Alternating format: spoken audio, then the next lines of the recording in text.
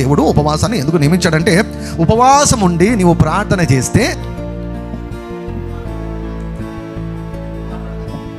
ఇప్పుడు మాట్లాడేదానికి ఎంత తేడా ఉంది? ఉపవాసం ఉండేదానికి ఉపవాసం ఉండని దానికి అంత తేడా ఉంటుంది. మీ కంట ధ్వని పరమున వినబడినట్లుగా అంటే కాదు పాస్టర్ గారు, కడుపు కాల్చుకుంటే మన సౌండ్ ఏమైనా పెరుగుతుందా అంటే, కడుపు ఎందుకు కాల్చుకుంటున్నావు తెలుసా? విశ్వాసంతో కాల్చుకుంటున్నావు నీవు. విశ్వాసం అంటే ఏమిటి? దేవుని వాక్యానికి స్పందించడం. దేవుడే అంటున్నాడు, మీ కంట ధ్వని పరమందు వినబడినట్లుగా మీరు ఉపవాసం ఉండరు అంటే దేవుడు ఇండైరెక్ట్ ఏం చెప్తున్నాడు? నీ ఉపవాసం ఉంటే నీ సౌండ్ పెరుగుతుంది అంటున్నాడు. దేవుడు చెప్తున్నాడు. ఇది మనుషుడు చెప్పడంలే, ప్రవక్త చెప్పడంలే. నువ్వు ఇక్కడ చిన్నగా మొరపెడుతుండొచ్చు, గుసగుసల మొరపెడుతుండొచ్చు, కానీ అక్కడ మాత్రం సౌండ్ భీకరంగా వినపడుతుంటుంది పరలోకంలో.